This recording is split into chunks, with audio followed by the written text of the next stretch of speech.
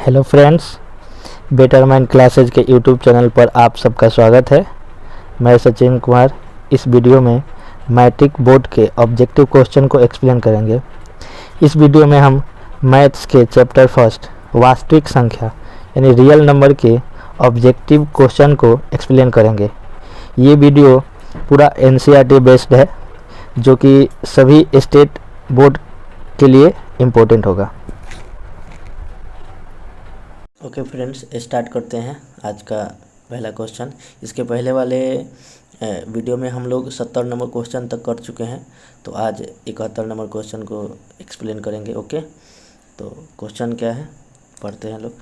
निम्न में कौन अलग है, यानी वही बात है, विजातीय वाला ही इसमें भी कॉन्सेप्ट है। ओके, तो यहाँ पे ये 3/5 क्या हो जाएगा, परिमेय हो जाएगा, और कोई परिमेय यानी ये भी परिमेय मिल गया और ये भी परिमेय मिल गया, यानी ये निकल जाएगा बाहर ना जी 4, और ये 4 भी निकल जाएगा 2 में, तो ये क्या हो जाएगा, परिमेय हो जाएगा। लेकिन ये नहीं निकलेगा बाहर, यानी ये क्या हो जाएगा, अपरिमेय हो जाएगा। तो इसका आंसर क्या हो जाएगा, यानी अलग कौन है यहाँ पे, ये है B, C number answer. Okay, चलिए 72 नंबर क्वेश्चन कर रहा है। संख्या 0.32 के ऊपर बार को p/q के रूप में आपको किस तरीके से लिखेंगे। तो आपको हमने बताया था पिछले वाले वीडियो में कि जब बार वाला क्वेश्चन होता है तो उसको कैसे हम लोग p/q के रूप में लिखते हैं। तो पहले जो भी क्वेश्चन है, जैसे क्वेश्चन क्या है 0.32 यानी केवल 2 के ऊपर बार है।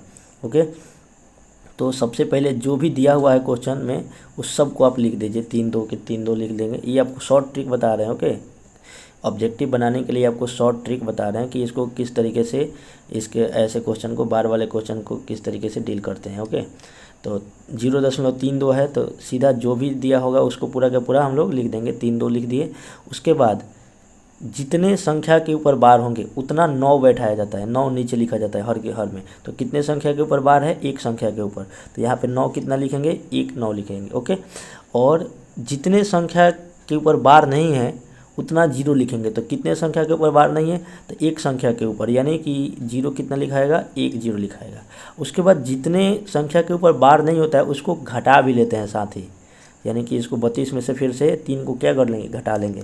तो 32 में से 3 घटाएंगे तो क्या हो जाएगा, 29/90। तो देखिए 29/90 कोई ऑप्शन है, तो यहाँ पे ऑप्शन नंबर बी। ओके, तो ऐसा क्वेश्चन एक और देखते हैं हम लोग, ऐसा प्रैक्टिस करते हैं दूसरे क्वेश्चन को। ओके, देखते हैं लोग, एक क्वेश्चन हम लोग लेते हैं कि 0.234 और 3-4 के ऊपर बार लिख लेते हैं। ओके, तो हमने क्या कहा, सबसे पहले इसको जो भी संख्या दिया हुआ है उसको पूरा का पूरा लिख लीजिए, 2 3 4। ओके, उसके बाद जितने संख्या के ऊपर बार है उतना 9 लिखना है, यानी कितने संख्या के ऊपर बार है, 2 संख्या के ऊपर, तो कितना 9 लिखाएगा, 2।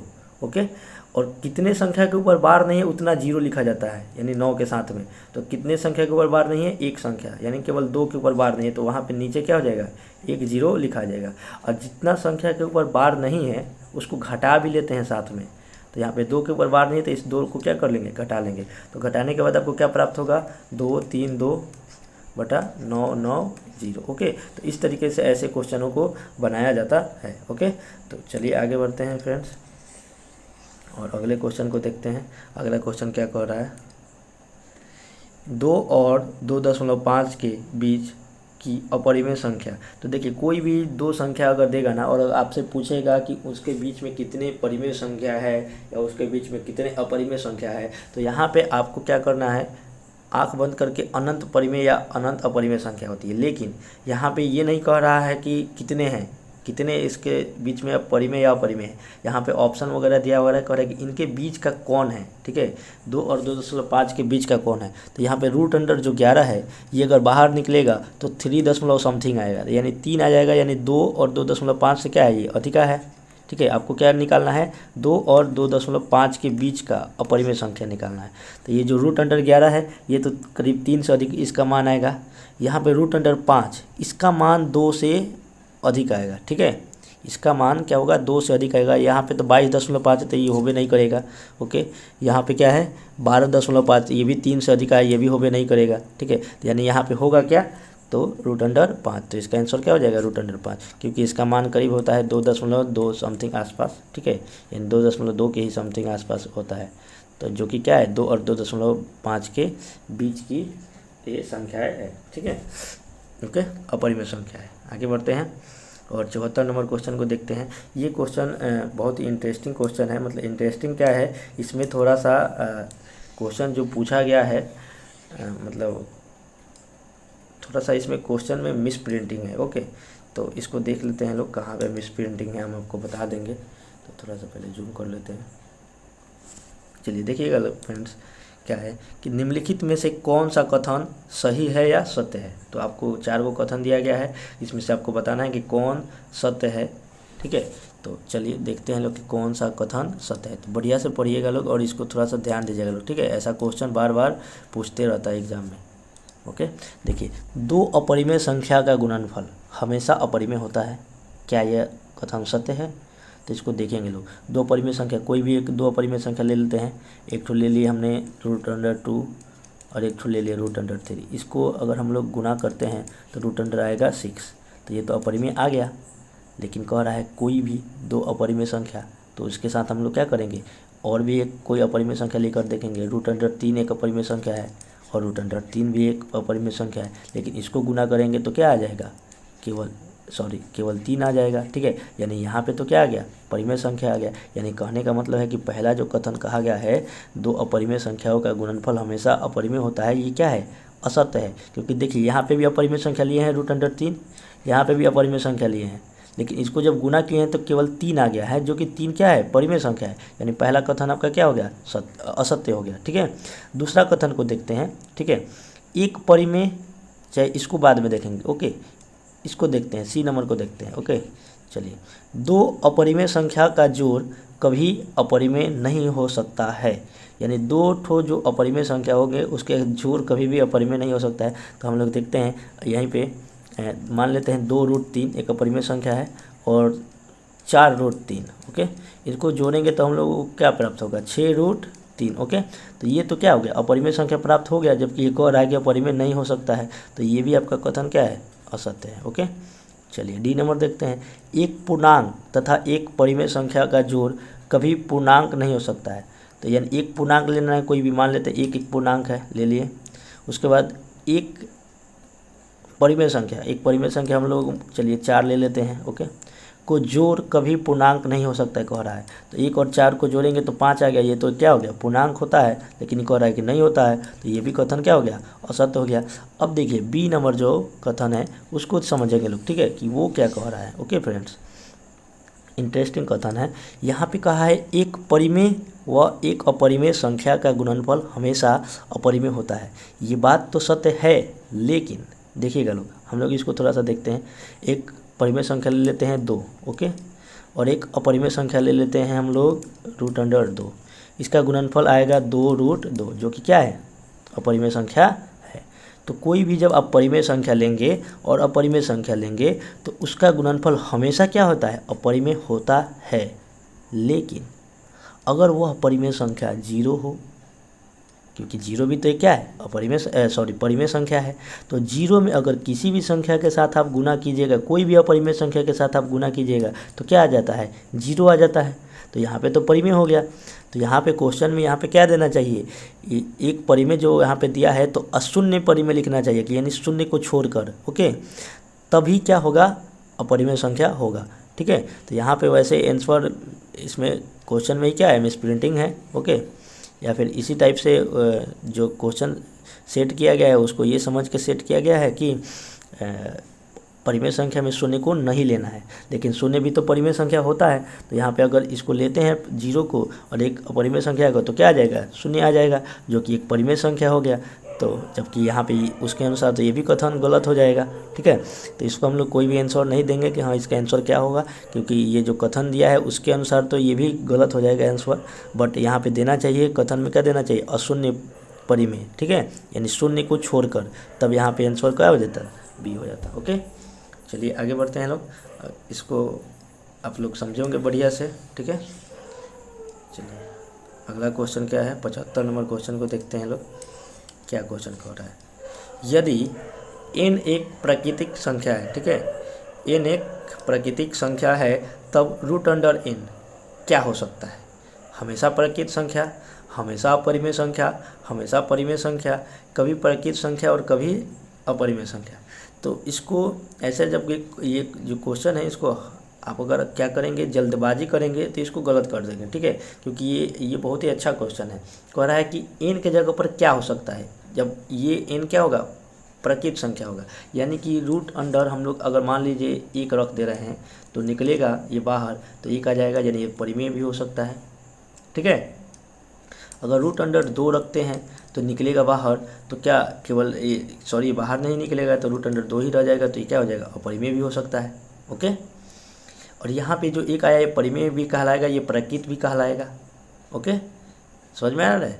और यहाँ पे क्या है कि रूट अंडर n एक प्रकृत संख्या, अगर मान लीजिए कि रूट अंडर हम लोग 3 रखते हैं तो क्या आएगा, रूट अंडर 3 ही, यानी ये भी क्या हो जाएगा, अपरिमेय संख्या है। तो यहाँ पे कह रहा है कभी प्रकृत संख्या होगा और कभी अपरिमेय संख्या होगा, ठीक है, यानी कि रूट अंडर जब कोई भी इसके अंदर अगर कोई भी आप प्रकृत संख्या रखेंगे तो क्या क्या हो सकता है, या तो वो प्रकृत संख्या हो सकता है, ठीक है, या फिर वो अपरिमेय संख्या होगी, क्योंकि यहाँ पे जो 1 जो आया है ये भी क्या है, प्राकृतिक संख्या है, ओके। और यहाँ पे जो रूट अंडर 2 आया है ये क्या है, अपरिमेय संख्या है। तो इसका आंसर क्या हो जाएगा, 75 का डी, क्योंकि हमेशा परिमेय तो होगा नहीं, क्योंकि यहाँ पे आपने देखा कि यहाँ पे क्या आ गया, अपरिमेय आ गया। हमेशा परिमेय भी नहीं होगा, ना ही अपरिमेय ही होगा और ना ही प्रकृत ही होगा, क्योंकि दोनों आ जाएंगे, कभी प्रकृत हो जाएगा कभी अपरिमेय हो जाएगा, ओके। तो इसको आप लोगों को समझना है। तो फ्रेंड्स देखते हैं क्वेश्चन नंबर 76 क्या कह रहा है। यदि प्रथम 13,986 अभाज्य संख्याओं का योग n है तो n हमेशा भाज्य होगा, यानी n हमेशा किससे विभाजित होगा, ठीक है। तो कह रहा है कि 13,986 अभाज्य संख्या, ओ माय गॉड, इतना अभाज्य संख्या लेकर आपको जोड़ना पड़ेगा, उसके बाद उसको देखना पड़ेगा कि वो क्या चीज़ से कटेगा। ये तो बहुत ही ज़्यादा डिफ़िकल्ट क्वेश्चन हो जाएगा, बट ऐसा है नहीं, ठीक है। इसको पहले हम लोग समझेंगे, बढ़िया से कॉन्सेप्ट से इसको बनाएंगे, ठीक है। देखिए क्या कह रहा है कि इतना सारा अभाज्य संख्या लेना है, तो सबसे पहले हम लोग कुछ अभाज्य संख्याओं को लिखते हैं, ठीक है। तो देखते हैं कि सबसे छोटी अभाज्य संख्या क्या होती है, 2, उसके बाद 3, उसके बाद 5, उसके बाद 7, उसके बाद 11, उसके बाद 13, dot dot dot dot dot infinite तक, ओके, यानी अनंत अभाज्य संख्याएँ होती है।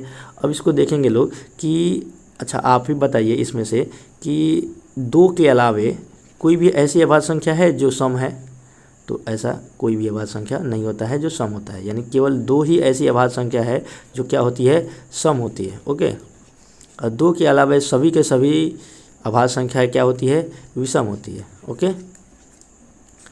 तो यहाँ पे कितनी अभाज्य संख्याओं को लेना है, 13,986, यानी 13,986 में से अगर देखा जाए तो 13,985 ऐसी संख्याएं होगी जो क्या होगी, विषम संख्याएं होगी, ठीक है ना जी। यानी एक इसमें से एक कौन किसको हटा दिए हैं, 2 को हटा दिए हैं, ठीक है। यानी कि 13,985 ऐसी संख्याएं होगी जो क्या होगी, विषम होगी। और हम लोग ये देखते हैं कि 2 विषम संख्या, अगर कोई भी 2 विषम संख्या ले रहे हैं, 3 + 5 मान लीजिए, तो इसको जोड़ेंगे तो कितना आएगा, 8, ठीक है। तो 2 विषम संख्याओं को जोड़े तो क्या आ गया, सम आ गया। लेकिन आप अगर इसी में 3 विषम संख्याओं को जोड़िए, देखिए 3 + 5 प्लस मान लीजिए 7 ले लीजिए, या फिर कुछ भी, चलिए 7 ही ले लेते हैं, तो कितना हो जाएगा, 7 × 5 12, 12 और 3 15। यानी कहने का मतलब क्या है कि अगर 3 विषम संख्याओं को हमने जोड़ा तो कितना आ गया, 15, यानी एक विषम संख्या आ गया। यानी कि कहने का मतलब अगर विषम संख्या को अगर विषम संख्या में जोड़ा जाए, मतलब एक्चुअली में ऐसे आप नहीं समझेंगे, ऐसे समझिएगा लोग कि ये 1 संख्या, ये 2 संख्या और एक 3 संख्या, यानी 3 संख्याओं को जोड़े तो विषम आया, 2 संख्याओं को जोड़े तो सम आया। ऐसे ही अगर 4 विषम संख्याओं को जोड़ेंगे तो फिर सम आएगा, 5 विषम संख्याओं को जोड़ेंगे तो फिर विषम आएगा, 6 विषम संख्याओं को जोड़ेंगे तो सम आएगा, 7 विषम संख्याओं को जोड़ेंगे तो फिर विषम आएगा। यानी कि कहने का मतलब वही बात है कि यानी फुट जानते हैं लोग ना, यानी फुट को जोड़ने के बाद क्या आ रहा है, विषम आ रहा है। और यहाँ पे भी तो ये क्या है, फुट के रूप में है, यानी ये भी विषम के रूप में है। यानी इन सब का जोड़ तो इतना समझ में आ रहा है कि क्या होगा, विषम होगा, ओके, समझ में आ रहा है ना जी। यानी इतना को तो हम लोग जोड़ दिए, ऐसे ही इतना सारा को जोड़ना था ना, तो इतना सारा को तो हम लोग ट्रिक से जोड़ दिए, कंसेप्ट से जोड़ दिए कि इतना सारा को जोड़ेंगे तो कितना क्या आ जाएगा, विषम संख्या आ जाएगा। ठीक है, ओके। चलिए अब कोई भी विषम संख्या है, कोई भी एक विषम संख्या ले लीजिए, जैसे मान लीजिए 3 है या फिर 5 है, कोई भी एक विषम संख्या मान लेते हैं, 5 ले लेते हैं। इसमें कोई भी अगर आप सम संख्या जोड़िए, चलिए एक विषम में हमने क्या जोड़ा, सम को जोड़ा, तो क्या प्राप्त हुआ आपको 9, यानी ये भी क्या प्राप्त हुआ आपको, विषम प्राप्त हुआ। यानी कोई भी विषम संख्या है अगर उसमें अगर मान लीजिए आप 2 को भी जोड़ते हैं, यानी सम को जोड़ते हैं, एक सम को जोड़ते हैं, तो आपको प्राप्त क्या होगा, विषम ही प्राप्त होगा। ओके, यानी कहने का मतलब ये है कि इतने सारी संख्याओं, अभाज्य संख्याओं को जोड़ने के बाद हमको क्या प्राप्त हुआ होगा, n जो है कैसा संख्या प्राप्त हुआ होगा, विषम संख्या प्राप्त हुआ होगा। ओके, और आपको यहाँ पे एक चीज़ पता होना चाहिए कि कोई भी विषम संख्या कभी भी विभाजित होगी तो विषम संख्या से ही विभाजित होगी, सम संख्या से विभाजित नहीं होगी। तो यहाँ पे 6 भी सम संख्या है, 4 भी सम संख्या है, 8 भी सम संख्या है, यानी विषम संख्या है, यानी इनका योग क्या आया है, विषम संख्या आपको आया है, तो ये विषम संख्या से ही विभाजित होना चाहिए। जबकि यहाँ पे सभी के सभी ऑप्शन में क्या है, सम सम है, यानी कि इसका आंसर कौन हो जाएगा, डी नंबर आंसर हो जाएगा। ओके फ्रेंड्स, यानी ये क्वेश्चन था ही थोड़ा सा मज़ेदार क्वेश्चन था, यानी कॉन्सेप्ट से बनाने वाला क्वेश्चन था। अगर कॉन्सेप्ट क्लियर नहीं रहेगा तो इसको आप बना भी नहीं पाएंगे। ओके, तो चलिए अगले क्वेश्चन की तरफ बढ़ते हैं। तो अगला क्वेश्चन क्या कह रहा है, x के पावर n प्लस 1 का एक गुणक x प्लस 1 है तो n निश्चित रूप से क्या होगा, यानी विषम पूर्णांक होगा, समपूर्णांक होगा, समथिंग कुछ भी। ठीक है, तो चलिए सबसे पहले समझते हैं। मान लेते हैं x के जगह पर कुछ भी ले लीजिए, 2 है, एक संख्या ले लिए, और इसका पावर हमने क्या कर लिया, n के जगह पर 1 रख लिया। ओके, और फिर प्लस 1 किया। ओके, तो कितना आया, 2 का पावर 1 2 और 1 प्लस 3 आ गया। ओके, और यहाँ पे भी अब x की जगह पर आपने क्या रखा था, 2 रखा था, तो यहाँ पे भी हम लोग क्या रखेंगे, 2 और प्लस 1, यानी ये भी क्या आ गया, 3 आ गया। तो इसका क्या 3 का गुणक होता है, तो हाँ होता है। ओके, यानी अभी इस 1 की जगह पर एक बार 2 रख के देखते हैं, 2 के पावर 2 प्लस 1। ओके, तो 2 के पावर 2 प्लस 1 रखेंगे तो कितना आएगा, 2 का पावर 2 4 हो जाएगा, 4 और 1 कितना हो जाएगा, 5। क्या 5 3 का गुणक है, तो ये नहीं हुआ। ओके, यहाँ पे ये हो गया था। अगला बार हम लोग 3 रख के देखते हैं, एन को बढ़ा रहे हैं। ठीक है, एन को बढ़ा और बढ़ा कर देखेंगे। ओके, तो 2 के पावर 3 कितना होता है, 8 और 1 कितना हो जाएगा, 9। क्या 9 क्या 9 का 3 गुणक है, तो हाँ यहाँ पे भी 9 का 3 गुणक है। चलिए 2 के पावर 4 लेकर देखते हैं, 2 के पावर 4 प्लस 1 कितना हो जाएगा, 16 और 1 17 आ जाएगा। तो 17 यहाँ पे भी 3 का गुणक 3 जो है यहाँ पे भी 17 का गुणक नहीं है। ओके, अब की बार 2 के पावर 5 लेकर देखते हैं प्लस 1, तो 2 के पावर 5 कितना होता है, 32 और 1 कितना हो जाएगा, 33। यहाँ पे फिर से 3 जो है 33 का गुणक है। यानी कहने का मतलब क्या हुआ कि जब हम लोग 2 के पावर को कैसा रख रहे हैं, विषम रूप रख रहे हैं। क्या रख रहे हैं, विषम रख रहे हैं, तो वो जो x प्लस 1 हो रहा है वो उसका गुणक हो जा रहा है। यानी कहने का मतलब क्या है, n निश्चित रूप से क्या होना चाहिए, n हमेशा निश्चित रूप से एक विषम पूर्णांक होना चाहिए, तभी वो x प्लस 1 के गुणक के रूप में होगा। ओके, तो इसको याद रखिएगा लोग, ये क्वेश्चन पूछ देता है, तो x का पावर n प्लस 1 का एक गुणक x प्लस 1 है तो n निश्चित रूप से क्या होगा। तो जब भी इस टाइप से कोई भी क्वेश्चन आपसे पूछे तो आपको क्या कर लेना है, x के जगह पर कुछ भी मान लीजिए। ठीक है, और n का मान कम बेसी कर करके रख कर देखिए, यानी एक बार सम रखिए, एक बार विषम रखिए, एक बार सम रखिए, एक बार विषम रखिए, और उसके बाद आप चेक कीजिए कि n किस रूप का हो रहा है, यानी जो ये गुणक हो पा रहा है कि किस रूप में उसका गुणक हो पा रहा है। ओके, तो इस तरीके से आप इस क्वेश्चन को हल कर पाएंगे। ओके, चलिए उसके बाद अगले क्वेश्चन की तरफ बढ़ते हैं। अगला क्वेश्चन है, संख्या रेखा यानी नंबर लाइन पर प्रत्येक बिंदु प्रदर्शित करती है। नंबर लाइन आप लोग 9th क्लास में बनाना सीखे होंगे लोग। ठीक है, इस तरीके से नंबर लाइन बनाया जाता है 1 2 ऐसे करके, इसमें दशमलव के रूप में भी होता है। ओके, तो नंबर लाइन हमेशा याद रखिएगा लोग, संख्या रेखा पर कोई भी बिंदु क्या चीज़ को प्रदर्शित करती है, हमेशा वास्तविक संख्या को प्रदर्शित करती है। तो इसको आप लोग याद रखिएगा लोग। ठीक है, ये 9th क्लास में ही पढ़ा जाता है इसके बारे में। चलिए अगला क्वेश्चन हम लोग देखते हैं क्या कह रहा है। अगला क्वेश्चन है, निम्नलिखित में से कौन सा भिन्न का दशमलव प्रसार शांत होगा। तो ये आप लोग खुद से भी बना सकते हैं कि कौन सा भिन्न का दशमलव प्रसार शांत होगा। ठीक है, यानी हर का गुणनखंड कर करके आपको देखना है, तो ये आपके लिए क्या है, होमवर्क है, घर से बनाने के लिए क्वेश्चन है, ठीक है। क्योंकि अब इसको गुना वगैरह करना पड़ेगा, मतलब इसका आप लोग को क्या करना पड़ेगा, एक एक को हल करना पड़ेगा। चलिए हम ही बना देते हैं, ओके। चलिए 11 शांत पूछ रहा है ना, कौन सा दशमलव प्रसार शांत है, तो 11/700 है। तो इसमें आप लोगों को दिख रहा होगा कि 7 आ जाएगा, इसमें ऑटोमेटिक 7 आ जाएगा, तो ये क्या हो जाएगा, अशांत हो जाएगा, ओके। इसमें क्या हो जाएगा, इसमें 3 आ जाएगा, ठीक है।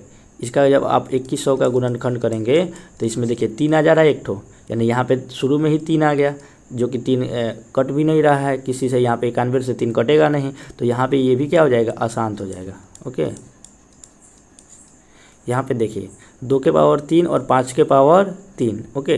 तो ये तो होना ही चाहिए, ये होना ही चाहिए। एक्स्ट्रा कौन है, 7 के पावर 3 है, तो ये 7 के पावर 3 जो ना पूरा पूरा किससे कट जाएगा, 343, यानी 7 का की भी होता है 343, यानी केवल यहाँ पे क्या बचा, 1/2 के पावर 3 गुने 5 के पावर 3। अब बताइए तो ये क्या है, शांत है कि नहीं है, तो यहाँ पे क्या होगा, शांत होगा, ओके।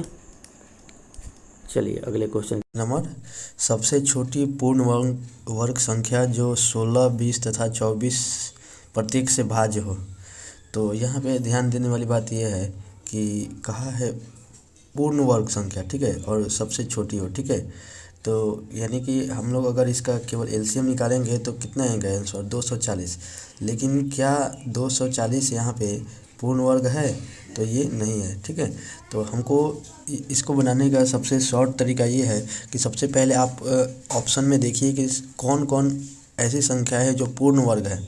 पूर्ण वर्ग का मतलब ये होता है अगर किसी को रूट के अंदर डाला जाए तो रूट से क्या हो जाए, बाहर निकल जाए। तो अगर इसको रूट अंडर 240 कीजिएगा तो क्या ये बाहर निकलेगा, तो ये नहीं निकलेगा, ओके। यहाँ पे 1600 को हम लोग करेंगे, अगर रूट के अंदर 1600 तो ये बाहर निकल जाएगा, ओके। बट यहाँ पे 2400 को भी करेंगे तो नहीं निकलेगा, 3600 भी निकल जाएगा। यानी 2 तो ऑप्शन पहले ही एलिमिनेट हो गए, यानी कि ये तो आंसर होगा ही नहीं और ये भी आंसर होगा ही नहीं, क्योंकि ये दोनों के दोनों पूर्ण वर्ग है नहीं। अब यहाँ पे कह रहा है कि 16, 20 तथा 24 प्रत्येक से भाज्य होना चाहिए। तो हम लोग सबसे पहले 1600 को देखते हैं कि 16 से इसमें भाग लगेगा कि नहीं। तो 1600 में 16 से तो भाग लग जाएगा, 20 से भी भाग लग जाएगा, 24 से देखते हैं कि भाग लगेगा कि नहीं, ठीक है। तो हम लोग क्या करते हैं, इसको भाग दे देते हैं 24 से, तो 24 छक्के हो जाएगा, 24 6 में 144 हो जाएगा, फिर 6160, यानी कि देख रहे हैं हम लोग कि भाग नहीं लग रहा है, फिर से जाएगा 124, ठीक है। यानी कि इसमें तो भाग लग ही नहीं रहा है, यानी तीन ऑप्शन तो ऐसे ही क्या हो गए, इनकरेक्ट हो गए, यानी कि 3600 ही आपका आंसर हो जाएगा। इसको आप लोग देख भी सकते हैं, 16 से भी इसमें भाग लग जाएगा, ये पूर्ण वर्ग भी है, ओके। तो 16 से भी लग जाएगा, 20 से भी लग जाएगा और 24 से भी लग जाएगा। तो ऑप्शन क्वेश्चन 80 का आंसर क्या हो जाएगा, डी हो जाएगा, ठीक है। सबसे छोटी पूर्ण वर्ग संख्या जो 16, 20 तथा 24 प्रत्येक से भाज्य हो वो कौन सी संख्या है, तो 3600, ओके। तो अगला क्वेश्चन देखते हैं क्या हो रहा है। 2 संख्याओं का लघुत्तम समापवर्तक इनके महत्तम समापवर्तक का 14 गुना है। यानी जो कहने का मतलब है कि 2 संख्याएं हैं, कोई भी मान लेते हैं ए और क्या होगा, बी होगा, ठीक है। तो इनका जो लघुत्तम समापवर्तक यानी एलसीएम, इनके महत्तम समापवर्तक का 14 गुना है। यानी एलसीएम जो है महत्तम का 14 गुना है, तो एलसीएम बराबर क्या हो जाएगा, 14 HCF, ओके। तो इसको मान लेते हैं इक्वेशन नंबर फर्स्ट। कह रहा है कि लघुत्तम समापवर्तक तथा महत्तम समापवर्तक का जोड़ 600 है, यानी एलसीएम और plus HCF, LCM plus HCF बराबर कितना है, 600, ओके। तो यहाँ पे हम लोग रख सकते हैं एलसीएम की जगह पर 14 HCF रख सकते हैं, 14 HCF प्लस HCF बराबर कितना हो जाएगा, 600। तो यहाँ पे 14 HCF और 1 HCF कितना हो जाएगा, 15 HCF बराबर कितना हो जाएगा, 600। तो ये कट जाएगा 15 से, तो HCF बराबर कितना आ जाएगा आपका, 15 चौका 60, यानी 40 आ जाएगा, ठीक है। यानी HCF आपका कितना आ गया, 40 आ गया। अब यहीं से आप लोग इस HCF का मान यहाँ पे रख लेंगे समीकरण 1 में, तो LCM का मान निकल जाएगा। तो LCM का मान कितना हो जाएगा, LCM बराबर 14 गुने 40 हो जाएगा, ओके। तो 14 में जब 40 से गुना करेंगे तो कितना होगा, 14 चौका 56, यानी 560। एलसीएम आपका कितना हो जाएगा, 560, ओके। तो एलसीएम हो गया आपका 560 और HCF कितना हो गया, 40 हो गया। तो कह रहा है कि यदि इनमें से एक संख्या 280 है तो दूसरी संख्या आपको ज्ञात करना है। तो अब डायरेक्ट हम लोग क्या कर देंगे, फार्मूला को लगा देंगे। ओके, तो चलिए देखते हैं लोग कैसे फार्मूला को लगाएंगे। यानी ए गुने बी कर देंगे। क्या होता है फार्मूला, क्या कहता है, ए गुने बी बराबर एलसीएम गुने एचसीएफ, यही ना फार्मूला है। तो इसमें से एक संख्या दिया हुआ है, एक संख्या कितना दिया हुआ है, एक संख्या दिया हुआ है 280 दिया हुआ है। ओके, तो मान लेते हैं ए जो दिया है कितना है 280 दिया है, और आपसे दूसरी संख्या पूछ रहा है। एलसीएम का मान अभी हमने निकाला है 560, और गुने एचसीएफ का मान कितना निकाले हैं हम लोग, एचसीएफ का मान जो है वो कितना है 40 है। ओके, तो इसको 280 से इसको काटेंगे तो 2 बार में कट जाएगा। ठीक है, यानी क्या हो जाएगा 2 गुने 40, यानी दूसरी संख्या कितनी हो जाएगी 40 दूना 80 हो जाएगी। ओके, यानी बी का मान कितना हो जाएगा 80 हो जाएगा। चलिए देखते हैं ऑप्शन में है कि नहीं 80। ओके, यानी इसका आंसर 80 हो जाएगा। ओके, यहाँ पे ऑप्शन नंबर बी हो जाएगा। ओके फ्रेंड्स, चलिए अगले क्वेश्चन की तरफ बढ़ते हैं। चलिए अगला क्वेश्चन कह रहा है कि 23.43 को P बटा Q के रूप में लिखा जा सकता है, यानी कैसे लिखेंगे। तो इसका भी वो ट्रिक है, उसी टाइप का ट्रिक है। यानी सबको पहले लिख दीजिए 2 3 4 3। ओके, जितना संख्या के ऊपर बार है, जितना संख्या के ऊपर बार है उतना 9 लिख दीजिए, और जितना संख्या के ऊपर बार नहीं है उतना क्या लिखना होता है 0 लिखना होता है। लेकिन यहाँ पे देखिएगा लोग 23.43 कि दशमलव के बाद जितना संख्या के ऊपर बार नहीं रहता है ना उतना यहाँ पे 0 बैठाना होता है। ठीक है, लेकिन दशमलव के बाद तो कोई भी ऐसा संख्या नहीं है जिसके ऊपर बार नहीं है, सभी संख्या के ऊपर बार है, तो यहाँ पे 0 1 भी नहीं बैठाया जाएगा। ओके, यानी यहाँ पे क्या हो जाएगा, और घटाने की जब बात आएगी तो इन 23 को क्या कर देंगे, घटा देंगे, तो कितना हो जाएगा 2320/99। देखिए तो ऑप्शन है, ऑप्शन नंबर ए ही है। ओके, तो चलिए आगे बढ़ते हैं अगले क्वेश्चन की तरफ। अगला क्वेश्चन क्या कह रहा है, अगला क्वेश्चन है, देखिए ये तो सेम टू सेम क्वेश्चन है। इसके 83 नंबर जो क्वेश्चन है, इसके पहले ही हम लोग अभी कुछ देर पहले इसके बारे में डिस्कशन किए थे। यानी इसका आंसर क्या हो गया था, एक विषम पूर्णांक हो गया था। ठीक है, तो इसको आप लोग देख लीजिएगा लोग। हम इसके पहले वाले ही कुछ ही 2-3 पहले ही क्वेश्चन था, शायद 72 या 73 नंबर क्वेश्चन में ये था। ओके, तो चलिए देखते हैं 84 नंबर क्वेश्चन को देखते हैं। 6x⁴y तथा 12xy का महत्तम सहवर्तक। महत्तम सहवर्तक का मतलब होता है कॉमन, तो इन दोनों में कॉमन क्या है, क्या कह रहा है 6x⁴y और 12xy, इन दोनों में तो सबसे पहले एक 6 कॉमन दिख रहा है, उसके बाद एक ठो x कॉमन दिख रहा है, और एक ही y कॉमन दिख रहा है। तो जो कॉमन होता है वही तो महत्तम कहलाता है। ठीक है, यानी इनमें का इन दोनों में से जो भी कॉमन होता है वही महत्तम कहलाता है। तो 6xy कहाँ पे है, option number D 6xy। Okay, समझ में आ गया। चलिए आगे बढ़ते हैं और क्वेश्चन नंबर 85 नंबर क्वेश्चन को देखते हैं क्या कह रहा है। √10 गुने √15 √10 गुने √15 किसके बराबर में होगा। सबसे पहले इसको क्या कर लीजिए, आप लोग गुना कर लीजिए, या फिर इसको आप लोग तोड़ लीजिए। √10 को हम लोग क्या लिख सकते हैं, इसको पहले गुना कर लीजिए। √10 और √15 कितना हो जाएगा, √150 हो जाएगा। और इसको आप लोग तोड़ सकते हैं, √150 को 2 से कितना हो जाएगा 75, 3 से 25, फिर 5 से 5, यानी जिसका जोड़ा लग गया उसको बाहर निकाल देंगे 5, और जिसका जोड़ा नहीं लग गया उसको अंदर। 3 दूना 6, यानी 5√6। इसका आंसर कितना हो जाएगा 5√6। समझ में आ रहा है ना जी। जब भी रूट से बाहर निकाला जाता है ना तो जिसका जोड़ा लग जाता है उसको बाहर रख देते हैं, जिसका जोड़ा नहीं लगता है उसको अंदर। यानी 3 दूना 6, इसका जोड़ा नहीं लगा है किसी के साथ तो इसको अंदर रख दिए, और जिसका जोड़ा लग गया उसको अलग बाहर लिख देते हैं। ओके, चलिए अगला क्वेश्चन देख रहे हैं, 86 नंबर क्वेश्चन देख रहे हैं। 3 + √3 और 3 - √3 कैसी संख्या है, यानी परिमेय संख्या है या नहीं है, यही पूछ रहा है। ओके, तो चलिए इसको हम लोग देखते हैं कि परिमेय संख्या है या नहीं है। ओके, तो इसको देखते हैं 3 + √3, यानी इसको पहले लिख देते हैं 3 + √3 और 3 - √3 और गुना के रूप में है। ठीक है, तो क्या आपको दिख रहा है कि ये a + b के रूप का है, a + b, और यहाँ पे a - b दोनों इंटू के रूप में। तो हम लोग इसको लिख सकते हैं a² - b², यानी a² यानी किसका स्क्वायर 3 का स्क्वायर और माइनस √3 का स्क्वायर। तो 3 का स्क्वायर कितना होगा 9, माइनस √3 का स्क्वायर कितना हो जाएगा केवल 3 हो जाएगा। ओके, यानी 9 में से 3 गया कितना हो जाएगा 6। तो 6 एक कैसी संख्या है, परिमेय संख्या है। ओके, तो यहाँ पे आंसर क्या हो जाएगा, हाँ परिमेय संख्या है। यानी पूछ रहा है क्या एक परिमेय संख्या है, तो हाँ हो जाएगा। ओके, चलिए देखते हैं 87 नंबर क्वेश्चन को देखते हैं। 1.34 को परिमेय संख्या के रूप में लिखिए। तो ये तो नॉर्मल सा क्वेश्चन है, बहुत ही हल्का क्वेश्चन है, यानी भिन्न के रूप में इसको लिखना है 1.34 को। तो कैसे लिख देंगे इसको, 134 बटा में 100। ओके, तो ऐसा तो कोई आंसर है नहीं, तो इसको एक बार और काटेंगे। तो काटेंगे तो कितना हो जाएगा, यहाँ पे ऊपर 2 से कट जाएगा तो 67 हो जाएगा, और नीचे कितना हो जाएगा 50, यानी 67 बटा 50। देखिए तो है आंसर, तो आंसर नंबर बी हो जाएगा। ठीक है, 67 बटा 50। ओके फ्रेंड्स, चलिए आगे बढ़ते हैं। क्वेश्चन नंबर 88, क्या सभी वास्तविक संख्या एक परिमेय संख्या होती है।